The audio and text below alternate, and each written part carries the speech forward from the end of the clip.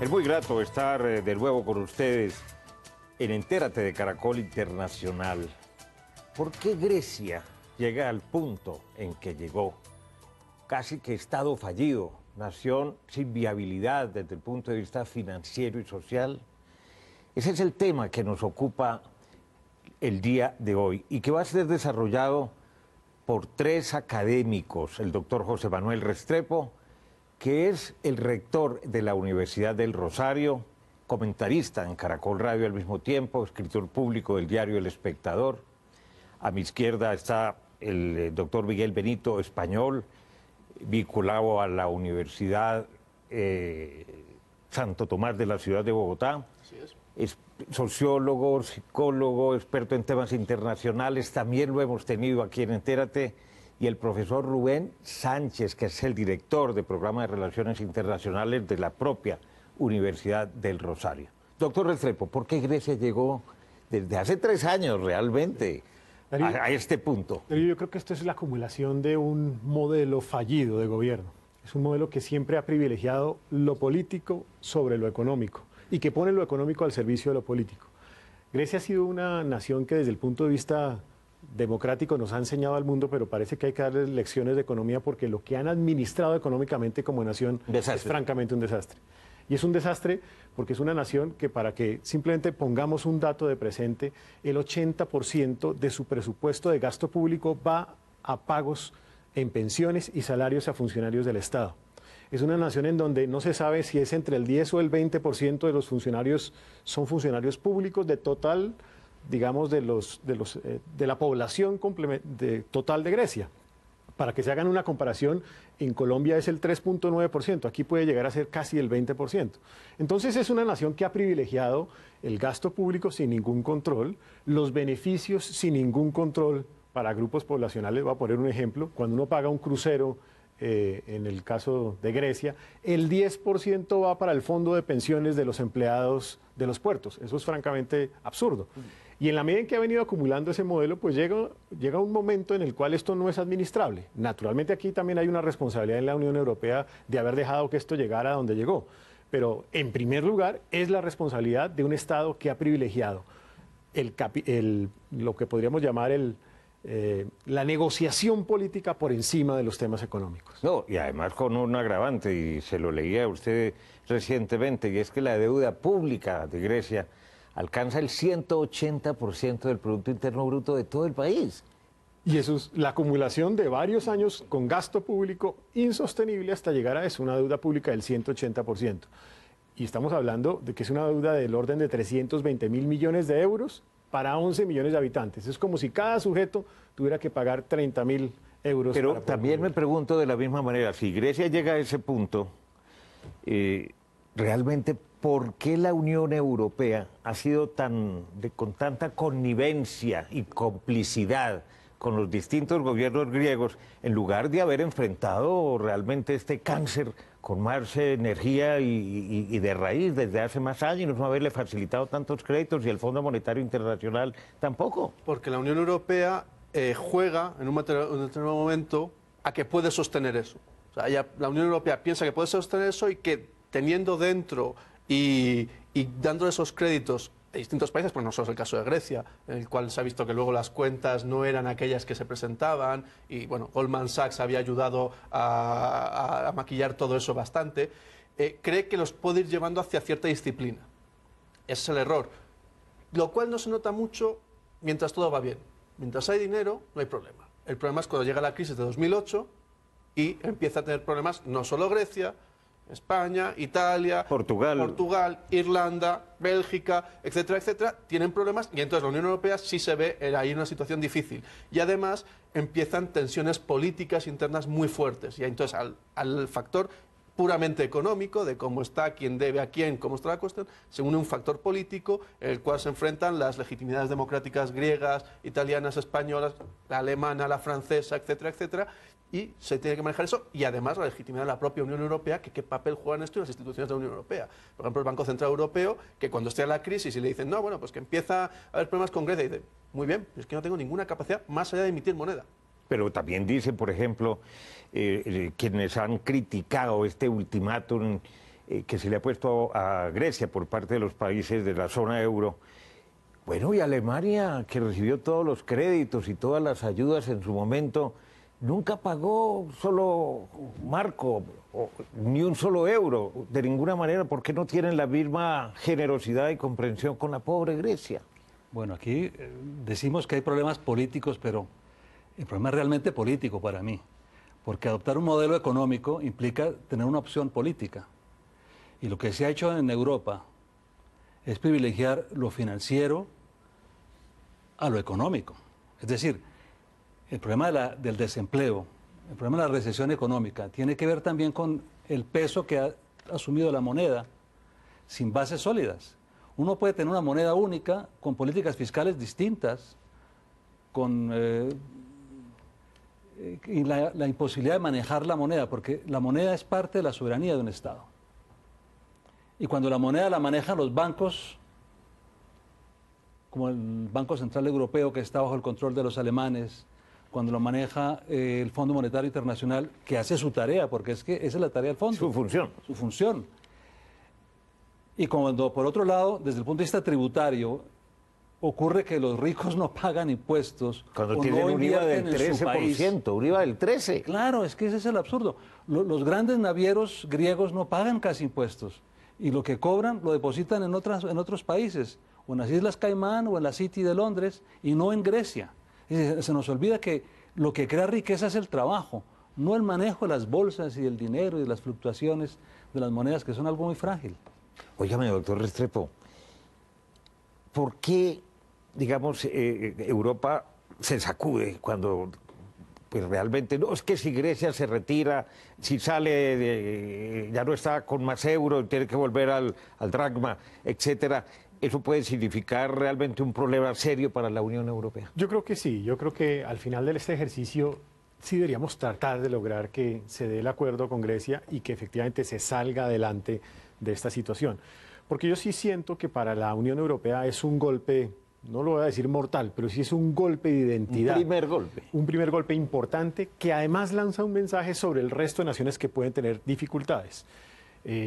Efectivamente estamos viendo cómo viene saliendo de su problema Irlanda, pero todavía las cifras son por encima, por ejemplo, del 100% del gasto público. España lo propio Portugal, lo que antes se denominaba los denominados PIGS, donde estaba Portugal, Italia, Grecia, España. Entonces, ahí todavía hay pendiente unos asuntos. Y usted empieza a ver, por ejemplo, los grados de apoyo y de enemistad al acuerdo con Grecia, donde los países que han tenido dificultades son los que finalmente tuvieron un mayor nivel de apoyo a esta negociación o a este proceso de negociación. Entonces yo sí creo que sería un golpe duro para la Unión Europea, para el modelo euro, que ha sido su identidad, el hecho de perder a uno de sus más importantes, uno de los participantes. Más simbólicos, ¿no? Uno de los simbólicos participantes. Yo sí creo también que la Unión Europea tiene que hacer una reflexión de fondo sobre los acuerdos que realiza con estas naciones. Porque es que cuando uno revisa también la situación desde el 2009 hacia acá, el déficit fiscal, pues claro, ha bajado, pero el desempleo va para arriba. Y hay una otra cantidad de indicadores que señalan que de pronto el acuerdo no fue el más conveniente. Y en eso los premios Nobel del mundo han señalado también su posición. Lo que pasa es que lo de fondo es que estructuralmente el país no es sostenible. Y por eso es que no vive sin la Unión Europea también. Entonces, lo que hay que tratar de solucionar es el problema estructural de cómo va a ser Grecia para realmente sobrevivir económicamente en este nuevo escenario. Ya regresamos en Entérate de Caracol Internacional. El tema de Grecia, y no solamente el de Grecia, porque también esos sistemas populistas están haciendo estragos en nuestra propia región.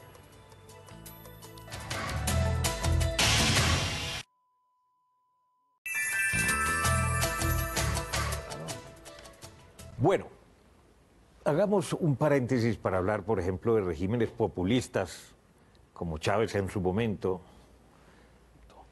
Maduro, Correa, Evo. Va a mencionar unos pocos casos y va a hablar de Nicaragua y el señor Ortega.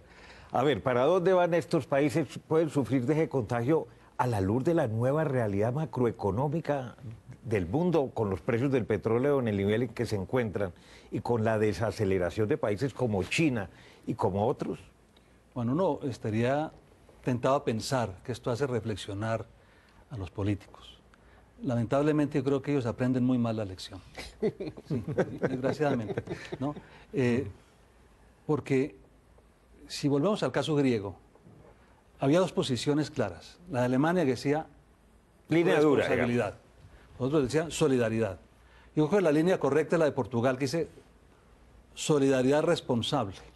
Es decir, en esto estamos todos y tenemos que calcularlo bien. Pero lamentablemente, cuando se piensa en términos extremos, la lección no sirve, porque se tiende, la fuga es hacia adelante. Y lamentablemente, mi impresión es que ese populismo va a mantenerse durante algún tiempo en países como los nuestros.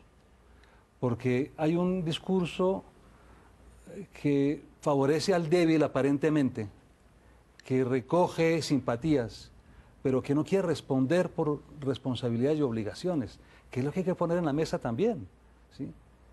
El caso de Bolivia, pues se está viendo que no es tan fácil. Y la visita del Papa lo hizo ver muy claro. Y cuando el Papa critica los personalismos, de alguna manera está diciendo la participación no puede descansar únicamente en factores meramente populistas. Hay que pensar. De pronto ahí está hablando también para la Argentina, ¿no? Para todos, porque es que cuando yo hablo del populismo y pienso en América Latina, tengo que verlo también con lo que pasa en otras partes. Si el populismo en Grecia es absurdo, pero también está en España con Podemos, ¿no?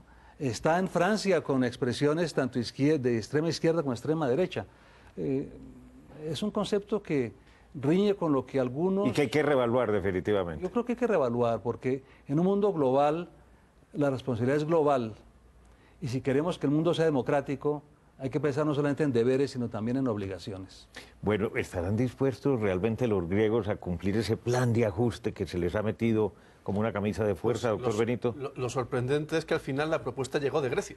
O sea, después de un referéndum, después de toda una cuestión... ¿Para qué sirvió el referendo? Pues fundamentalmente, precisamente, para que internamente atase el apoyo a Tsipras como gran figura política y gran actor de la política griega en este momento, con lo cual con una vocación quizá de perdurar en el poder más tiempo. Y hoy, claro, estos días se está viendo una decepción entre los griegos que dicen, ¿pero a quién se la cobro? ¿A Alemania? ¿A Tsipras? ¿Ahora quién es el que me está marcando el gol? ¿Quién me está haciendo pagar? Bueno, ahí se genera un enorme problema, pero claro, que era un problema también para Alemania, por ejemplo. Porque decimos, sí, Grecia votó hace un referéndum y sacó un 61% contra ese plan de ajuste.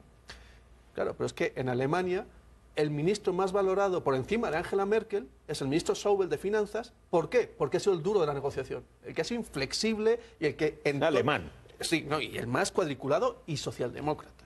O sea, el que ha fortalecido la imagen de su partido a través de la dureza fiscal. Porque para los alemanes era muy difícil justificar, estamos sosteniendo... A unos vagos. Un sistema pensional en el cual uno se puede jubilar a los 55 años, mientras los alemanes estamos pidiendo que trabajen más. O los holandeses, que han sido también de los de línea dura, los finlandeses, que dicen, bueno, pues nosotros, ¿por qué estamos cargando esto? En Alemania causó... Hace unos años, cuando empezó la crisis, estragos una noticia, y es que en Atenas solo había declarado una piscina privada. Solo una, claro, dice, evidentemente hay un nivel de fraude inmenso. Y los alemanes decían, bueno, oiga, ¿por qué estamos sosteniendo esto? Y el problema es que Alemania es son 80 millones, es el país fuerte, central de la Unión Europea, y es el que además ha capitalizado lo económico, que era al principio su función, manejar el Banco Central, como planteaba el doctor Rubén, pero es que ante la caída de Francia está manejando también el centro político. Entonces es la gran potencia y todo el mundo está con Alemania contra Alemania, pero alrededor de Alemania. Bueno, pero de todas maneras, Alemania y toda la Unión Europea tiene una cuota muy alta y entonces eso no se le va a exigir a una rendición de cuentas. ¿Ustedes por qué fueron tan manianchos que entregaron esa cantidad de dinero sin hacer un seguimiento? Sí, yo creo que la Unión Europea tiene un mensaje tiene que mejorar sus sistemas de gobierno, de gobernanza, tiene que mejorar sus sistemas de seguimiento, de assessment, de evaluación, porque de lo contrario esto se va a seguir repitiendo.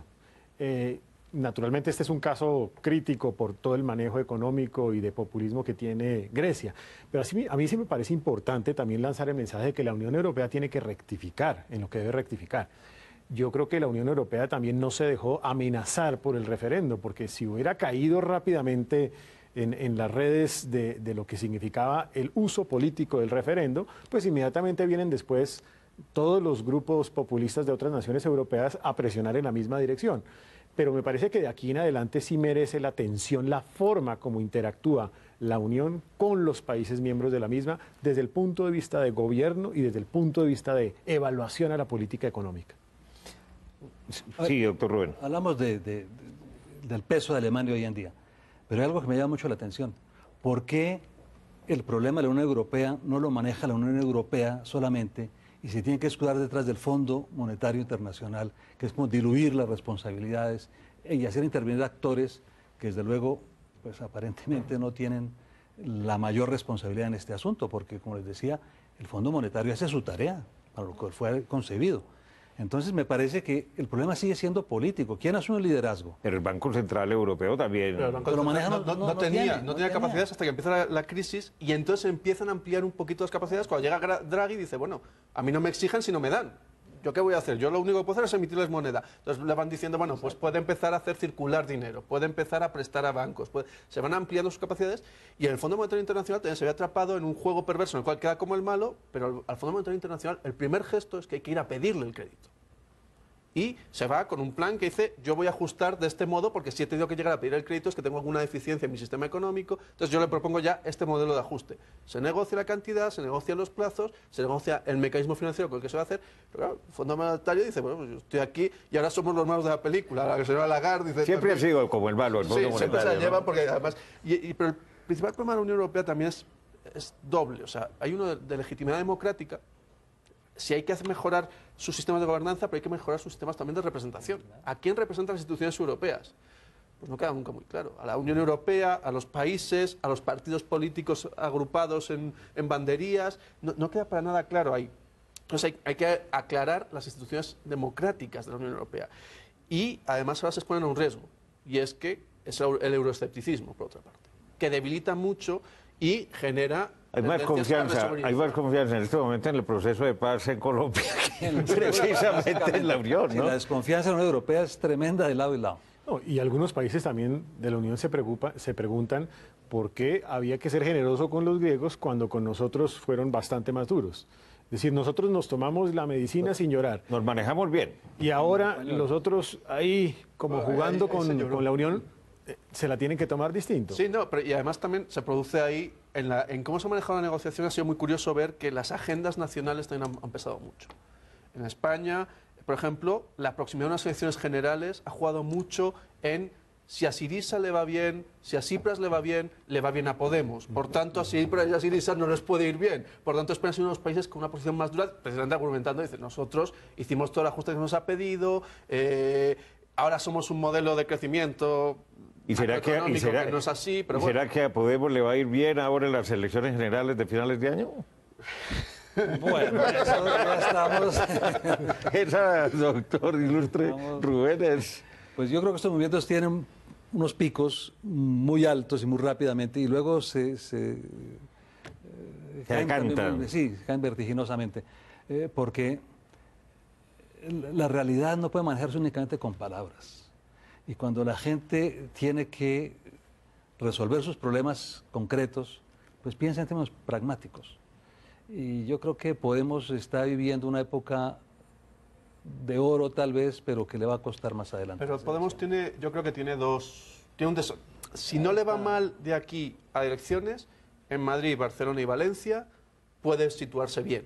Si tiene muchos problemas en esas tres capitales, que son las que ahí va a ser su prueba de gestión realmente. Dice, hasta ahora somos la promesa de...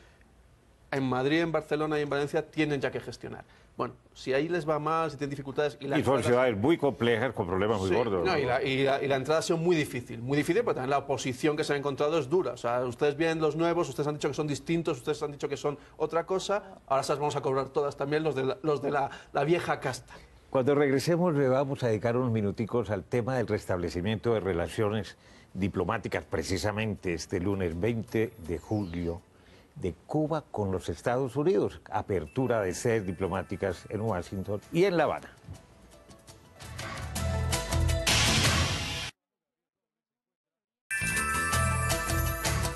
Hablemos de Cuba. Hoy se restablecen las relaciones diplomáticas entre los dos países después de más de 50 años de haberse interrumpido.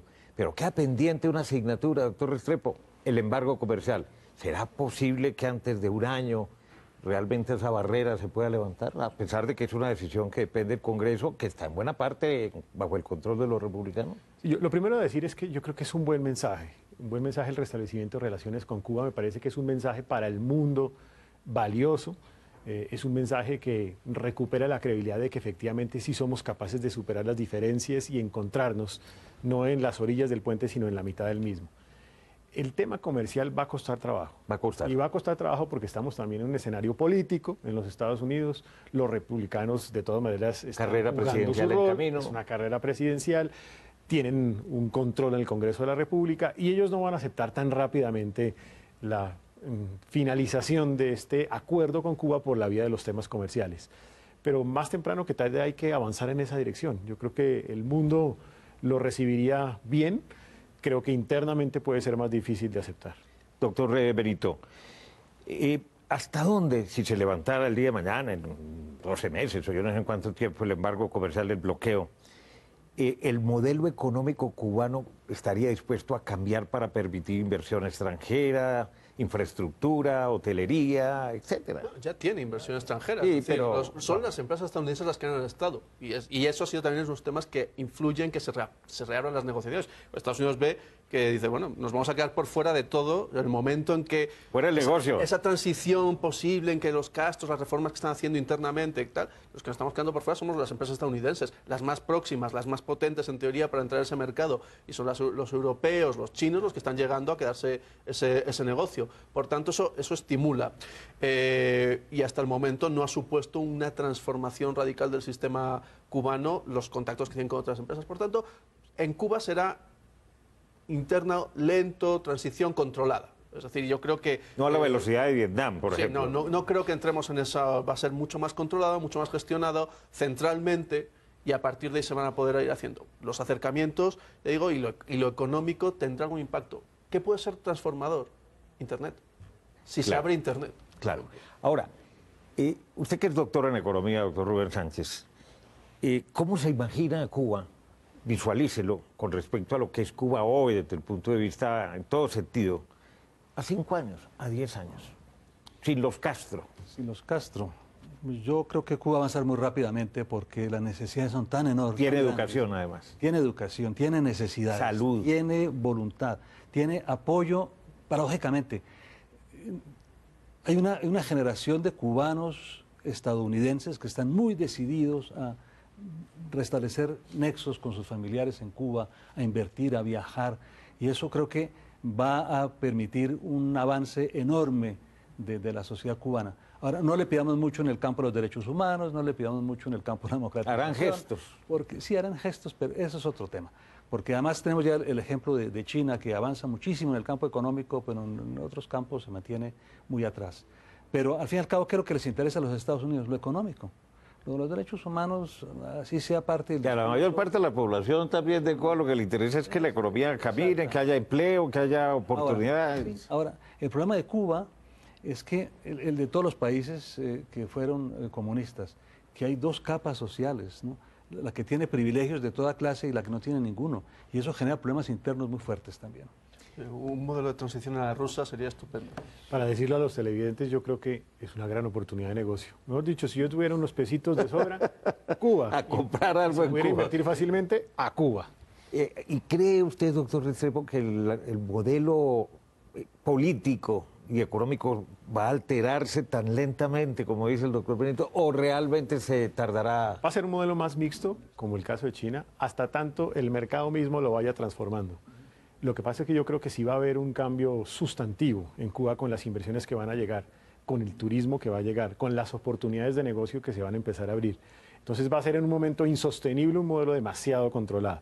Naturalmente irá en esa misma dirección de China y ahí vamos a ir viendo realmente una transformación de una nación. ¿Y cómo se va a impactar Venezuela a la luz de estos cambios que se avecinan? Venezuela es el gran, y la Cumbre de las Américas pasada, Venezuela fue el gran apartado. Y en este tema de las reformas económicas dentro de Cuba, fue la delegación que más llevó a las reuniones con empresarios fue Cuba.